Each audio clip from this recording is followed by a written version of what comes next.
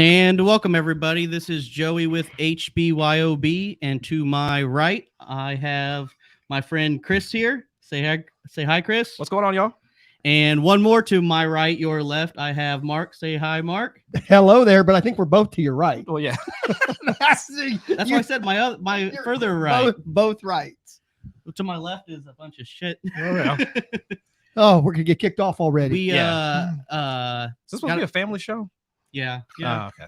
Right, it's a family show talking about alcohol. We tried. Everybody came an hour early to get this going on. We waited till about the 2 minutes before we got started. But we were drinking before then. Well, that's probably the reason why y'all were drinking. I only had a little bit before we got started, so I am at least semi-sober, but yet we're still late, so it didn't help out at all. And we're playing with audio stuff. I added a mic. Anybody out there in the chat, let us know if we're coming through and sound good. We might need some technical assistance. Make sure all three of us can be heard loud and clear. Just wanted to kick things off saying we got Christmas coming up. So we do have a lot of things. Anything that's going to be ordered from our website, we'll still make it to you before Christmas. There's a lot of good deals still on our website if you want to take advantage of some of those holiday deals. So you can do that. And if you want to order anything, we could have it shipped even all the way across the country to California. Should still get to you before Christmas. I'll let you know a little bit more on that as we get closer, kind of when the cutoff and with transit times. We're probably going to be using UPS a little bit more now because FedEx has been kind of all over the place as far as saying when it's going to get there and them over promising and under delivering on that department. So just wanted to let you guys know that. First of all, a couple other topics, but first, now we scrambled to get all the audio. I'm all hot and sweaty from running around, even though I didn't do a whole lot. So I just wanted to go over first things first. I got to finish my beer, but Chris brought us a home brew. Yep. So Chris, do you want to kind of tell us about your beer and what you got, and I'll pour me some while you're discussing it? Yeah, absolutely. So it's a pumpkin ale, and I know that at this time of year, most folks try and go for, because I'm more of a seasonal brewer myself. I know I typically do more of like the hazy IPAs like during like the spring and summertime, but during this time of year, I'm all about the pumpkin ales, the winter warmers, the chocolate stouts. And while I'm not like a huge like stout guy, to be quite honest, I don't know, that's not like a physical description of my body, but more of like the beer that I like to drink.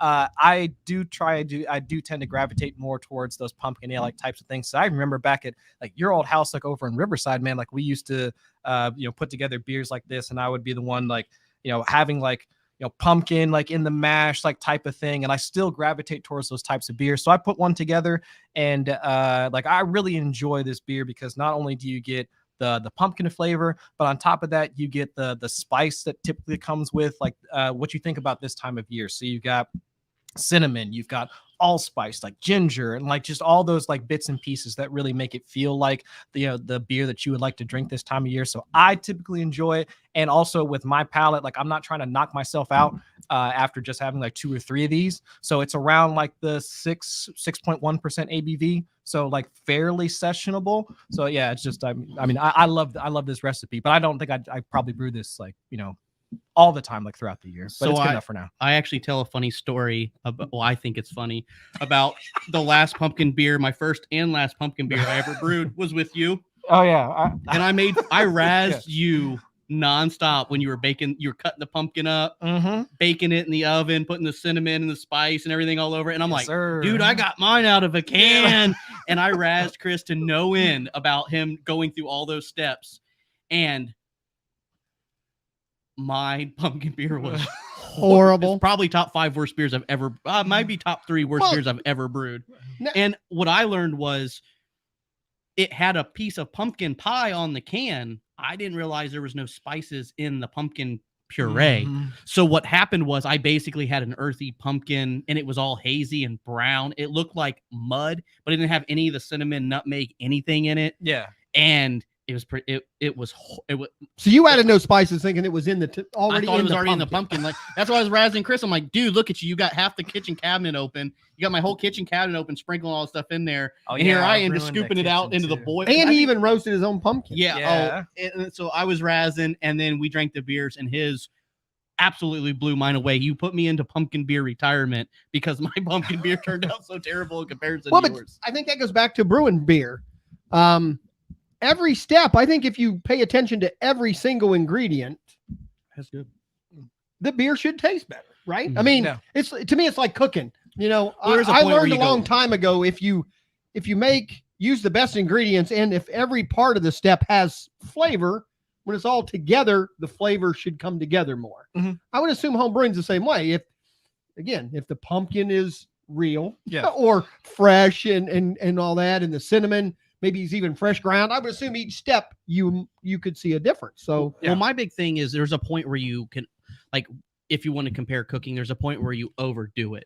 You know, I've seen Mhm. chefs where it's like, you know, I get the salt and the pepper, and the next thing you know, it's like the diners, drive-ins, and dives. What's left? The kitchen sink. Like, Yeah. there's a certain. I believe in beer brewing. I won't say cooking because I'm not a trained chef or anything, but there is a point where sometimes, in my opinion, in beer brewing, simplicity can, in a lot of cases, make a better beer than when you've overcomplicated, because you just got so many flavors battling with each other. I think you're confusing complicating by maybe using too many ingredients. What I'm Well, saying that's is what I mean. if all the ingredients are high quality, to me, you should get a higher quality beer than if you make the exact same recipe Mhm. with low quality ingredients. That's kind of my question. Back to pumpkin from a I see what can you're saying. versus, pumpkin that you cut up fresh Yeah. and did that. Cheap cinnamon maybe from the dollar store versus real cinnamon sticks that you might Yeah. grind. Yeah. Meaning, if you took the same recipe Mhm. and made sure every ingredient was high quality, Yeah. should the beer come out better? So Now, but we So- also learned that though. Somebody might like a simpler beer, someone else might like it more. but you also can't use price as a comparison of that. Like, for example, like I agree. I know you've done a peanut butter beer before. Remember, I Oh, recommended our yeah. peanut butter flavoring, Never again. but against my advice, you used the what? PB2. And Yeah, that was. and the never PB2 again. is way more expensive than our peanut butter Sure. flavoring. Our Uh-huh. peanut butter flavor is easier to use, but in my opinion, it turns out better. Mhm. Now, there are other flavorings that we have, I would argue, like our vanilla, like if you can do it from vanilla beans or doing something like that. Oh, yeah. Our Yeah. vanilla flavoring to me tastes more like root beer than it does vanilla. I Right. mean, in the aroma, not in the flavor, but in the aroma, it's like at first when I've used vanilla flavoring when it's young, it's like that almost smells like root beer. But my point is cost isn't always cost is subjective into making the beer better. Mhm. And because something's more complicated doesn't always mean it's better. So I mean, it varies, but my point is if you've used different things, especially when you're incorporating them into brewing, I generally lean to telling people use the flavorings or additives or whatever that was intended for brewing. Sure. Don't go too much into the kitchen cabinet because one, we don't know what it's going to do to the head retention of the beer. Mhm. We don't know what's going to do to the body Sure. of the beer. Yeah. I've heard that if you use high doses of cinnamon, it will inhibit yeast to do their things. Like cinnamon is a natural there's kind of chemicals. sterilant. Yes. Yeah. So there's a lot of variables. My point is have fun. Don't get me wrong. That's the key to brewing. But when you start going really rogue with it, you can run into some, hurdles. Other I had a issues. customer Yeah. today that, his beer finished significantly too soon. He's like, do I just keg it and work with it? And I'm like, I would dose it with more yeast because at the gravity it's at now, it's just not going to be a pleasurable beer to drink, and it's going to be low in alcohol. So you're going to have to drink twice as much of beer you don't like to get a buzz, and it's going to be rough to drink because it's going to be really sweet. Now, he followed a beer recipe kit and he just had some issues, but my Okay. point is, like, if you do some of those variables and then you run into some hiccups, Mhm. a beer finishing not attenuating far enough is going to make it a bad beer versus if you Right. just use brewing specific ingredients. Yeah. Now, there are some things, just like cinnamon. I mean, in my book, cinnamon is cinnamon for the most part. There's different types of cinnamons. And then when you start talking coffee and beers, I tell people use the coffee you like. I use the coffee beans that I like because one, I already have them at my house, so I don't have to go special Right. coffee beans, Yeah. and I like the flavor of that coffee. So, But some folks they try and spend up to get what the high grade type of coffee. Like they'll go out and get I think a Kona is like That's one a of the big number one, one. yeah. Yeah, that's a big one. that's Some in folks get. Founder's Breakfast Stout, I think. Yeah, like some folks they'll spend high in order to get some of those high quality ingredients. But one of the things that I try and tell folks is that it while cost certainly can be one of the factors that you'd want to consider when going out and buying some of those adjuncts or the extra things that would go into the beer, whether it's like cinnamon, whether it's pumpkin or whatever the case may be. So like you were talking about with the coffee. But I think at the end of the day, it always comes back to process though. Mhm. Like, are you actually meeting the true standard or the true process for brewing the type of beer that you wanted to brew in the first place? Like if you're talking about brewing a stout or even brewing an ale, like, are you actually mashing like at the right temperature? Or like even once you go and once you go for fermentation, are you actually fermenting at the right temperature as well? Like all the the nuance that goes into like home brewing beer, like all that stuff still applies. So if you're also like trying to overcompensate by adding in like these high quality ingredients or doing all these extra things, and at the same time not adhering to just like the base, not like the base recipe. Yeah, the base recipe and like the intent of brewing it to begin with, then you're gonna be off. Like you're gonna be off on either of your gravity points, on either your original gravity or like your final gravity, and then of course like your the taste, the flavor, like everything about the beers, the body of it is gonna be off like afterwards. So it's like that's where you really do, like when you're trying to do all these extra things, in which like I typically tend to do anyway. I'll go off script like when I'm brewing beer anyway. So it's like if you're doing that, overdoing it, what a surprise. Oh yeah, never me. That's never me. Hey, one of those beers did pretty good in Beer and Sweat, I do believe. Yeah, I got a couple awards for it. But I mean, but that's where you really do have to go back. It all goes back to process. Like if you can adhere to the right process, if you can hit the right temperatures, and if you can hit the right, I mean, if you're doing everything like as it's intended, then yes, your beer should turn out fine. Well, back to cooking. If you have all the great ingredients and then you put the chocolate chip cookie in the oven and you burn it, it doesn't matter. It isn't going to save. Yeah, Yeah, exactly. So every part of the brewing process. It's kind of like a pizza and a acorn grill. I've burnt that before. Harry Houdini just makes it disappear in about 1 minute. It is amazing, right? Yeah, 700-800 degrees. You think, oh, I got this. That have a beer or two, and you get back, it's gone. Like, yeah.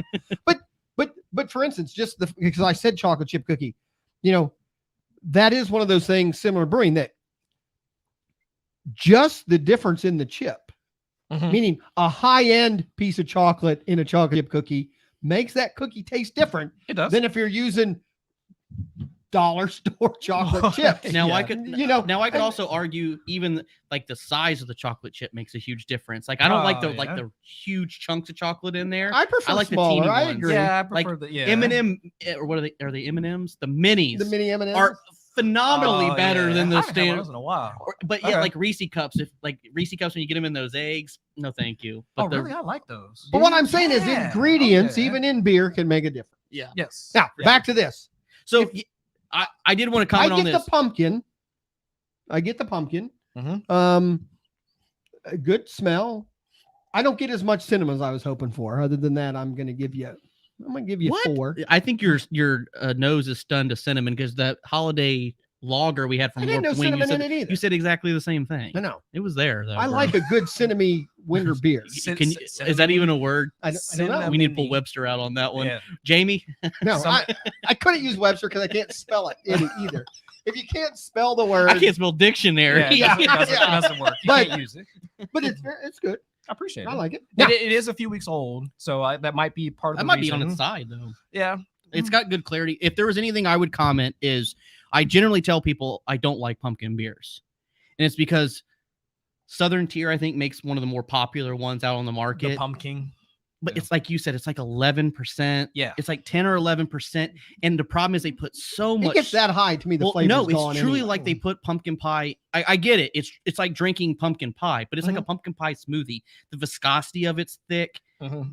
Dictionary again. Viscosity. Yeah, we might have to double check that I use that one properly. But Google that. But the point I'm getting from is, it's one of those beers you take one drink, you're like, oh damn, this is really good. Yeah. By the you almost don't even get through the beer where you're like, I am so like, that's why I don't generally like pumpkin beers. It's like someone put pumpkin in a blender, made it 11% alcohol, and said, here, drink this like, bourbon barrel aged pumpkin beer. And they are good, but it's the same way I think of sour beers. Like they're good in their own respect.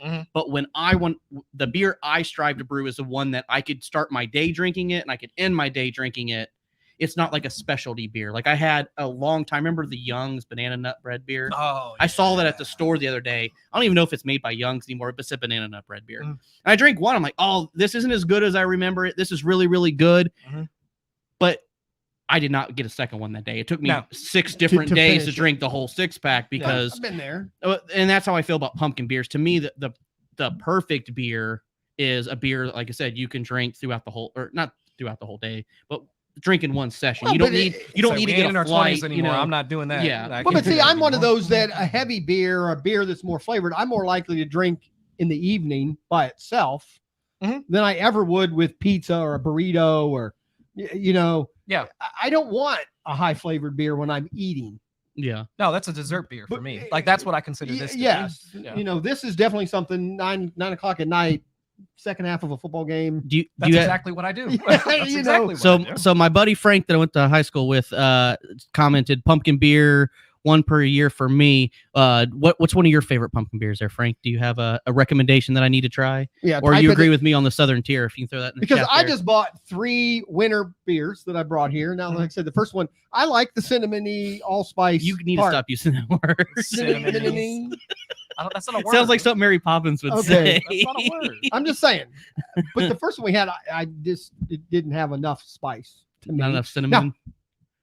If you took the pumpkin out of here, how close would this be to a Holiday ale. holiday ale? What would be the Pretty difference? close. Pretty much same thing It's though. pretty much Well, the same that- thing. so Yeah. just the pumpkin itself is the Maybe a difference. little bit more Yeah. special bee and some chocolate malt. Yeah, maybe. that's the only thing that would little bit change because I biscuity. think that's honestly because I did a winter warmer, and that's actually still sitting in the keg. I couldn't get it ready for today, but I really think that's the only massive difference in terms of the grain bill from what I did for the pumpkin ale and for that. Just added a little bit more like special bee and some chocolate malt, but then I still added like the similar amount of spices. I Right. still added some cinnamon, still added some nutmeg, a little bit of allspice. I mean, to both the boil and the secondary. So I mean, it's same setup for sure. All right. So I will say, out of pumpkin beers, you still are the king. Thank I'm not even gonna try. We can't Yeah, call it's it very Pump good. King anymore, but I might submit this to. It'll probably lose, but I might take this with me to Beer and Sweat like next year. I really do enjoy that this is one. a back to for not being a pumpkin beer guy, and I'm not blowing any smoke. I could start my evening and end my evening drinking this beer. Mhm. Back to it's not super high in AB. I don't get like that warm Right. alcohol bite Right. from it. Mhm. It's definitely got the spices are definitely there, but it's not like blowing me away. I do indicate the pumpkin, but overall, I would be curious to know what yeast you use. This seems very cleanly fermented, so my palate isn't lingering. If I had to guess, like a SO4, No, I think like an English ale. I don't know. Check your email because I sent you. I don't remember which one it Yeah, was. speaking of which, if you do have recipes, you can we have a recipe builder on our website. You can email them to me. I had someone send me one through Facebook messaging. One came through Facebook. Any way you can get a hold of me, you can text it. I did learn today that pictures do not work with our text messaging on our website. I learned that the other day. Oh. So if you do have a recipe, don't send me a screenshot. Send me the ingredient list via text or copy and paste it. If you have a picture, email it to me. Was it the London ale yeast? Really? Maybe. No, I don't remember. I'm So grasping. if you at gave me straws like with this 5 one. minutes, I could scroll through there. But Yeah, it like, doesn't. If I had your mash temperature, doesn't feel like you mashed it super high. Like I don't get this like cloyingly sweet. No, it's like 153. Yeah, like yeah. I would have guessed like 152, 154 somewhere in there. Mhm. So it doesn't have this like really, really, like I said, what I like about it is, my palate's clean pretty quickly afterwards. It's not super sweet. I don't get into any indication you used a bunch of lactose or anything like that to sweeten it up. Mm-mm. A lot of pumpkin beers, a lot of unfermentable sweeteners are thrown into there that I'm not, like I said, not a pumpkin beer fan. I would say this, and it is higher in alcohol, but the New Ales has a really good pumpkin beer that I like. I haven't tried it yet. I'll have to check it out. We have two of them. They've got like one that's barrel aged, Okay. and then they have one that's not barrel aged. And the one that's barrel aged Huh. will put you in your place. It's one of the higher ABV ones. And if you go there, they okay. will rim the glass with, I think, like brown sugar and cinnamon blend. It's pretty good. Wow. It's like a That'd be good. margarita, but with pumpkin beer on. It's pretty That's cool. dope. I like pretty that. All right, Yeah, we should go. it's really good. I want to check it out. Mhm. All right. Recipe wise, we're getting ready to go into the new year. If someone came in wanting to buy a kit for somebody that's a home brewer, what's the next season we're getting ready to do? I mean, if you're getting ready to do your next couple, is it still winter type beers and stuff like that you'd still be, doing right now? Or are we getting ready to start thinking what we would want springtime? Springtime, it's kind of funny you say that because I like springtime would be the only one that's kind of stumping me a little bit. Usually Mhm. lighter, because we're just coming at a lot of darker style beers, Right. like your stouts and your porters, your holiday ales, just big, high gravity, darker beers A are good vanilla popular. porter. You know, just kind of something that warms you from the inside out type beers. But going into the springtime, generally amber ales, I think is Amber ales, pale ales. yeah, lighter style beer. Lawnmower stuff. Lawnmower starting. beer. Just shy of that, but Right, you're not close ready. to it, like a good cream Right. ale. That's what closer to the So, yeah. summertime. Mhm. Our holiday ale, we still have, I think, 4 kits left. That's usually a really, really popular. It's extract I'm talking right now, but usually we can't keep them in stock. That's like our most popular recipe. That's only seasonal, Oh. but sells better than any other recipe on the shelf. This year hasn't been as popular as in the past. I used to have people that would drive multiple hours to come here just to pick up that recipe kit because they haven't. Brewer's Best hasn't changed it from year to year, and everybody rants and raves. Once again, I'm not generally a spiced beer fan. Mhm. I get kind of a beer purist. Like I'm still having a hard time making the 4 main ingredients or 3 main ingredients taste really good. So I usually don't mess with too many additives. Other thing. Yeah. I think beer tastes good with barley, hops, yeast, and water. Nah, so forget that. Like, just add all the spices you want, everybody. Just do just go crazy. Add whatever you want to your beer. Drink whatever you think would taste great. Like, I turn into a mad scientist like once I start doing this type of stuff. So. I will say this though, I have a orange cream ale sickle. It's a orange sickle cream ale. Okay. That is a seasonal we have here. We didn't sell them out. We got past summer. So I brewed it up at home. I'm actually pulling that tap handle at my house more than any of my other tap handles. Hey, now. So it sounds like a summer type beer that you're drinking now. Yeah, in the wintertime. Yeah. But that's fine. Every once in a while it's odd in the middle of July or August, sometimes in the refrigerator, I'll still have some kind of winter beers sitting around. And even in, sometimes it's nice just to have that different flavor. But, I don't know if I could do that. Yeah, I've It done almost- it a few times. That feels odd. I could almost see myself doing the opposite, where I could drink a hazy IPA like now, but I don't think I could do this type of beer in like May. Again, at 9:30 at night, Well, you sitting drink around what a you got. fire, even in Yeah. the summer, you just. Well, that's it my just argument. You tastes love it good. when you're with. We're Yeah. unless you work outside, we're in climate controlled environment. Yeah, that's true. 99% of the right. time anyway. So what Yeah. seasonal beers are kind of The Google thermostat set to 70. I'm guessing our all year round. our so- great grandparents cared about what style per Well, year but- because they didn't have AC. But and no, set by the actually, fire. originally though, wasn't a lot of the flavors and the seasons is all based on Availability of ingredients. correct, Mhm. and that's really what dictated more Well, than I mean, what they it's- were comfortable in it's no drinking. It different. was Sure. Yeah, it's like what makes it a Belgian beer or a Pilsner style beer. Just, The yeah. I don't- location or a champagne. I Right. mean, those are all places. It's not like or California Common. You know what I mean? Like, right. Yeah. it's not a style, and it's back to those beers. Everything, if you loop things back, that's what was readily available. Right. So that's why certain districts wines Right. real popular. In Italy, wine's popular because grapes grow great there. Yeah. So Well, still, again, we're 2 weeks, not even 2 weeks I can't now. believe it. Christmas. Yeah. Gift wise, right now, somebody wants to buy something for somebody. You got a few gift ideas. We have gift cards, yeah, so that's always something for the person that doesn't, brew a lot. But back to my thing with Christmas is always the gift that even the brewer might not buy himself, but you Jelly think of would the Month like, Club. huh? The Jelly of the Month Club. Yeah, no, The So, gift that keeps giving the what- whole Yeah. year. the whole year. Now, give me an idea or two of something that someone who brews a lot Yeah. that wouldn't buy themselves, but probably if they had it would enjoy it. Give me a few ideas like that, because those are the kind of gifts I like to try to find. Where someone would go, man, I've always been kind of wanted one of those, but I think I need it now. I got it. I love it. What are we looking at? So there? my default, the first question I ask everybody is, what's your budget? For some people it's, whatever your money budget is. Mhm. My default answer is always flip top bottles. Flip top, the little, Oh, like yeah, the yeah. girl style Mhm. bottles. with the little ceramic Because thing they're on the top. expensive for what they are. Mhm. And so as a home brewer, it's not something I ever splurged on, but when I got Right. them as a gift, I appreciated them. Yeah. I use Because them. it I doesn't like make the them. beer taste any better. No. It just makes the process easier. It makes the process easier. There's something gratifying about that pop. Yeah. Ask anybody who's used them. Yeah. There's something gratifying about popping those suckers open. Oh, for sure. So that's usually my default answer, especially if I don't. A lot of times I have a lot of wives coming in for their husbands, and it's one of those. does he, and a lot of times, does he keg his beer or bottles beer? I don't know. You know what I mean? What do And those so cost? What are we talking? You buy them by the dozen individually? Probably like you're looking at $30 for a case of 12 of the Okay. 16 okay. ounces. Well, that's not bad. I thought you were So say $30 for one. I was no, I thought they would be Well, more expensive than that. That- wait a week or two. With the way Oh. prices are going up right now, Yeah. you never Yeah. know. Actually, they just discontinued Clear of the liter side. We won't get into supply chain Okay. demand issues, but that's usually my answer. A tilt hydrometer is $135. That's back to, you're talking a little bit further up in the Sure. price range. It's one of those devices. When I first got one to test out, I was like, this is just a gimmicky thing. I use it all the time now. So it's one of those. Explain to the folks like that might be watching out, what is a tilt hydrometer? What does it do? It's a Bluetooth hydrometer. So when you're done with your brew day, you throw it in your beer. Mhm.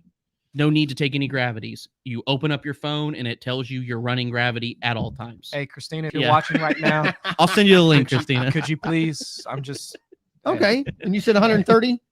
Yeah, the 135. Okay. So like I said, I put that into I try to think of it as a home brewer. What's something that I would like to have, but I just don't want to spend the money on. Mhm. At $135, a refractometer or a hydrometer for, you're comparing something that's $6 versus something that's it's actually 135. $550. $550 versus $135. You're talking $130 difference. They do exactly the same thing, but the convenience of being able to throw it in there, wake up in the morning or any time of the day, you open up your app, you can send it to Google Docs, so it'll chart it, which is pretty Okay. cool. I've never done that. That was my chart. That's a charting. Okay. This is my. Cinnamony.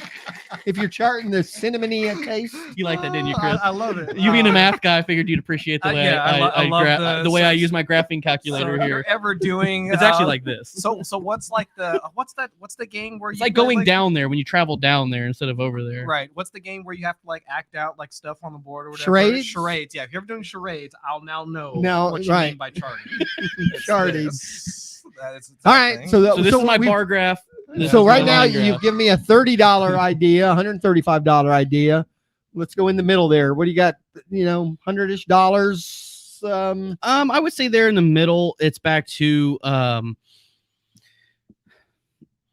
What about cleaning? I have a I good hate one. cleaning. I have a good one. As a brewer, is there something that I would invest in and I go, okay, I would never spend the money for that, but now that someone else bought it for me, that just makes the cleaning process easier, maybe with bottles we or do something have like liquid. We do have liquid PBW now, which sounds silly, but it's actually I used it like twice. I'm like, I can't believe they ever put this in granulated form. that. Okay, Pretty cool. Okay. That's only like $20, if even that. right. But there in the middle, I would say getting someone a plate stir and a flask Yes. to make their own starters. Great buy. You're looking at probably $50-$60 there.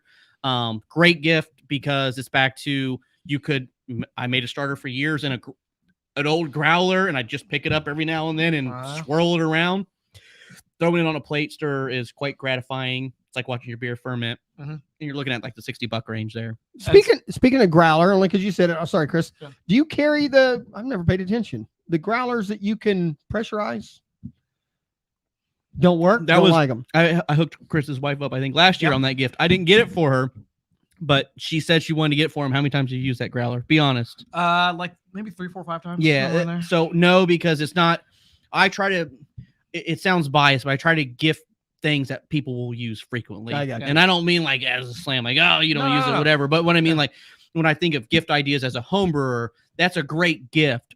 But I look at that more as like a novelty item versus I try to look at it more like Use every time. utilitarian. There's another big word today. Man, we're just like, man. Damn, I'm really pulling in. Somebody You hit up are. Google and figure out like if either of these two are saying actual words Probably in the not. English dictionary. Cinnamony and utilitarian. So for I like things that you're actually going to use like frequently. So like I said, flip top bottles back to I wouldn't buy them. Definitely would use them frequently if I had them.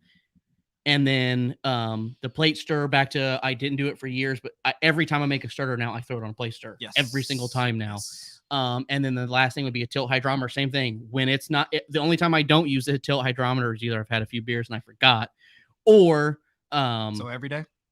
most of the times, or if I knew I've that got was or if coming. I've got multiple batches going. Right.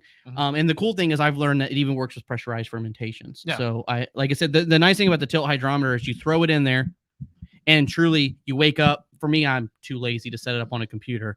If like day 3, I'm like, gravity hasn't changed, I know the beer's done. So when like right now, I haven't been brewing as frequently as usual. The best thing I like about the tilt is the day I know beer's done fermenting, I can transfer it over. Right. Instead of You're like not fiddling with a hydrometer and Right. doing this and exposing the beer to oxygen. It really, especially nowadays, low oxygen brewing is really a big thing now, because everyone, when brewing these hazy IPAs, they really don't want to get in and out of that fermenter. So the less exposure to oxygen, the better. If you're pressurized fermenting, you can't even get a sample realistically without making a mess or dirtying a bunch of equipment. So tilt, just a great gift, but all right. not cheap. Let's go higher end then. And Grainfathers by far. Yeah.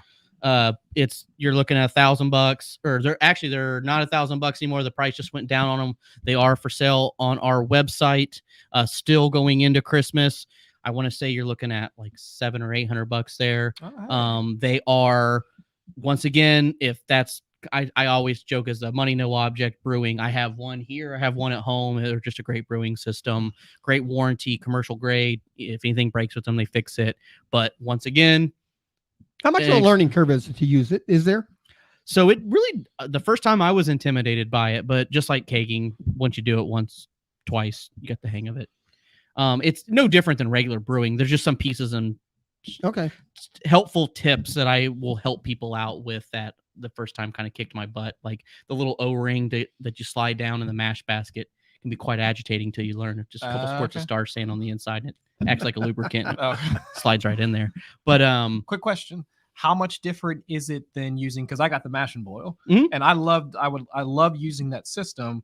Mine's like maybe 4 years, 3-4 years old, something like that. But like, how much different is that than the Grainfather? And would you do you lean one way or the other? So now that you have the mash and boil, I would say stick with it. Okay. But the benefit to it's just like the tilt hydrometer thing. The difference between the Grainfather is, one, if you don't have brewing software or the knowledge, the Grainfather software spits out all your numbers. So you put your recipe in there, and it not only kicks through steps automatically, it also tells you, like on your hop additions, it makes this obnoxious beep, beep. So you know if you're out mowing the grass or drinking beer or whatever, it's keeping you on your toes. I can't tell you times where, oops, no wharf lock went in that one, or missed that 5-minute hop addition on that one, because you just get busy doing. Because with brewing, it's a long brew day, but you're not actively doing something, so it's so easy to walk away and get distracted with other things. Versus the Grainfather, it's it talks to your phone, so your phone's going berserk, the machine's going berserk. It's like, just shut up. Here, the hops are in there. Shut up. So it's a good nag. It's a good nag, is what I'm getting to. But I mean, like I tell people, if you are brand spanking new to home brewing, like brand new, and you've never, done anything, and the Grainfather is worth its weight, because you probably had a wort chiller at that point. Oh yeah. So the Grainfather comes with a counterflow wort chiller, meaning if you piece it out in comparison to the mash and boil, you would spend the same amount of money. The difference is most people, when they walk through the door, the first question I ask, like, have you been brewing? Then I recommend the mash and boil, because you've got all the other equipment. Exactly. Versus the Grainfather, it's like, do you have a wort chiller? No. Do you have this? No. Do you have recirculation? No. And so all of these things where it's just like the Grainfather isn't that much more expensive. You're paying a couple $100 for commercial grade warranty and automation. All right, that's not that bad, because I was wondering about if I should wind up upgrading, because I don't know if after a while the software, like the control software, in order to allow you to hold temperatures like during the mash or during the boil or whatever the case may be, if that starts to drift over time, and if maybe, I don't know, with some electronics, after let's say 5-6 years, you might say, all right, let's go ahead and replace it, or whatever the case may be. And I don't know if that's true or not, for these systems, but it's always something I've wondered about. One of the greatest variables with the Grainfather is, I won't hang up on brewing systems too long, but like the mash and boil, it's got a 4-degree buffer. So just like your kitchen stove, the burners pulse at 100% power, but they pulse. Right. Versus the Grainfather, it's a percentage. It's a percentage of power. So a Grainfather is holding it within the degree. Versus a mash and boil, if you have it set to 153, like your mash, it's going to heat it to 153. But it's going to wait till that thermo, and I have a whole reason why it's brilliant, but I won't get into it today. It's going to wait till it goes down to let me do the right math, 49 for 4 degrees, and then it kicks back on, heats it to 153, shuts off, wait there's for it to get to a little 149. variable. Now, the way the basket's set, like I said, I'm trying not to get into it, but it holds the mash temperature good doing it that way. Okay. So I believe they did it intentionally. Okay. However, the Grainfather truly is going, hey, we're hitting 100% power. Now we've hit 151, 60% power, 50% power. We've hit 153, 15% power. And it may just sit at 15% power through the entire mash because it's holding it to that degree. Right. So you're getting more. Are you getting more consistency? Like I said, I would love to have a conversation about that. I think so. But it's more gratifying to look at it as a home brewer. Like, it's 153 and it ain't moved. The first question I get when people come on with mash and boils, they'll call me like, dude, what's happening? I have it set at 153. It says 150. Like, it goes just to 150, and it's like, kicks on, it'll go to 158, then fall back down to 153, and it does that cycling. And I tell people it's pulsing, just like your kitchen stove. It pulses, versus like the difference between a flat top electric stove versus a propane or a gas powered stove that consistent. It's a consistent flame, right? Which I would prefer versus on and off. But at the same point in time, I joke to people all the time. I'm like, but that probe is at the bottom, right? Put your thermometer in the mash. It's insulating around it. Right. It's holding the mash temperature, right? Because because it can't do the percentage of power. If it did it would be more. Like I said, I won't get too far into the science of it, but that's beyond plus gifts. I mean, we're talking. But I will say though, the mash and boil has been selling fantastically. They just went to version 2. We are selling the units about as quick as they come in right now. Okay. They do now have perforations around the side of the basket. Oh. So they're on version 2 now of the mash and boil, and great unit, still very affordable. They have been selling fantastically. Might have to switch mine out then. So if you do, like I said, you could always use a sparge water heater, and that's the reason why, like I said, I won't get too far on the electric systems because I think we've had this topic before, but we don't sell sparge water heaters. Come in store, I'll explain to you exactly why, because for the same price I can get you a much better setup. And then, like I said, gift cards. What about little stocking stuffer items? You got a few little $10 or less items that just a traditional hydrometer, because everybody breaks those at least 2 to 3 times a year. Little stocking stuffer items. Unfortunately, most brewing stuff's pretty big. You can never have enough hydrometer. We've already said that. Airlocks, just little good airlock like is what I was thinking. Yeah, the grommets for like that go on top of the ale pails. I mean, heck, I think I've switched out the airlocks like 2 or 3 times already. Well, you should always have a couple airlocks. Yeah, a couple extra lying around here and there. So the point is, if a parent brought a kid in to buy a couple small things, you even have stuff like that. They can get. Another real popular thing is like just 1 ounce packs of hops for people to experiment with different hops. Makes it fun because they're just a couple bucks. Yeah. And you get to try different things. You can throw it as a dry hop or something. Just to switch your beer up. Yeah. All right. We've actually have gone quite a while. I knew this one was going to go a while because there's 3 of us. Right. And last week lasted about 5 minutes. Yeah, because you were by yourself. I was by myself. Either me or Chris can talk longer than you. I was tired. This weather change makes me groggy. Anything else then scheduled? Anything else planned? Holiday hours the next couple weeks? Let's get that out of the way and we'll get going. Everything's the same here as far as hours go. We will be open part of Christmas Eve, which is a Friday this year. Yep. Yes. Okay. So we will be closed Christmas Day. Or some people would say a payday. Christmas Eve is a payday for some people. It's a Friday. So you don't know exactly your hours yet then on Christmas Eve? Christmas Eve, normal opening, I usually head out of here around 3:00. That's usually when things wean down. So if you got some last minute Christmas shopping, give me a buzz. If it's going to be longer than 3, I'll be here till 3. Like I said, usually I close down just a few hours early to go see family. We do have the BJCP study class. I meant to ask you about that, Chris. Thursday. It's this Thursday, the 16th, if I'm doing my days right. 6:30 at Star City. We're all studying to get our BJCP certifications. Chad, I spoke to from Star City, has already arranged a bunch of cool stuff. I've already forgotten, but that's the first class. Yes, the first class is going to be pretty quick, and it's going to be kind of the itinerary moving forward to how we get not only our test passed, which ask anybody who's taking the BJCP test. Tough. You have failed it the first time. Anyone who's passed it the first time is fibbing or is doing something like we're doing right now. That's our intentions. Yeah. But that's the first one is the 6th. We're trying to get to an even dozen people. We've got a couple slots open. Okay. Because when we get to that even dozen, we've got some test things blocked off. For No it, which charge is for pretty that, cool. right? For the study part. To Thursday is no charge. Okay. So that way we can get a head count. That way we can figure it out, and it'll be more of a charge because we're talking about doing like an all flavors, and all flavors kit costs. I don't know how much it costs, but however Well, I much. guess I'm interested now. Is this a gift item? Meaning if you came in and someone to buy a gift card, so they're, the brewer and the family could come in and do this. So I would say no on that. However, like I said, it's open to anybody who wants to come. Like I said, Star City in Miamisburg. Did I get that right? Miamisburg? Yes. Star City. 6:30 Thursday, December 16th. Like I said, once we get a head count, basically the first class is so we can get a head count because we got some cool things planned. So get registered for that. There's a link on our website.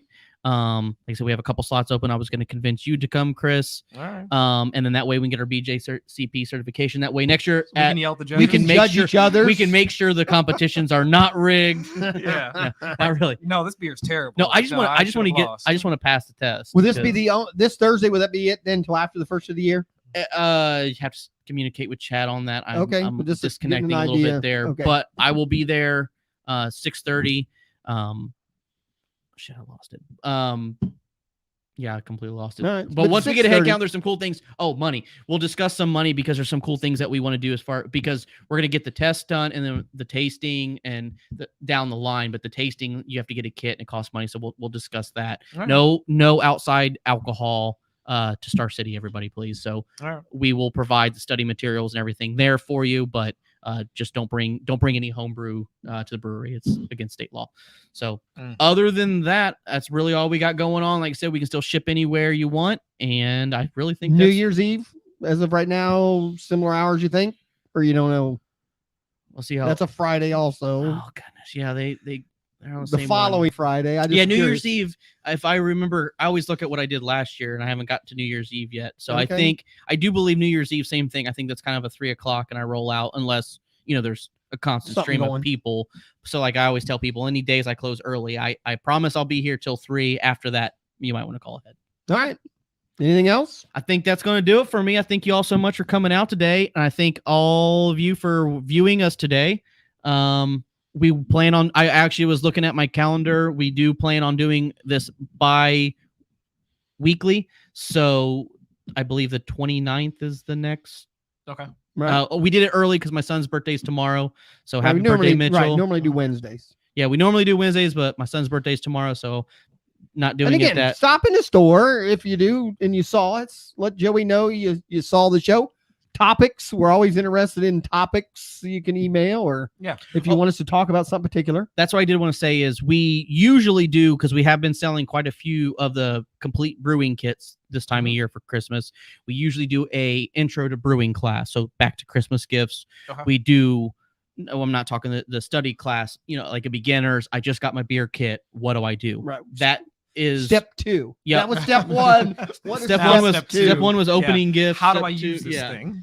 Go So buy we- a pumpkin. Yeah. Step we usually- two, go that's get a step pumpkin 2. and get it cinnamony. Yes. Cinnamon. All right. So we will, like I said, if you do buy a complete kit, let me know. I'll let you know. That's usually in January, towards mid to late January.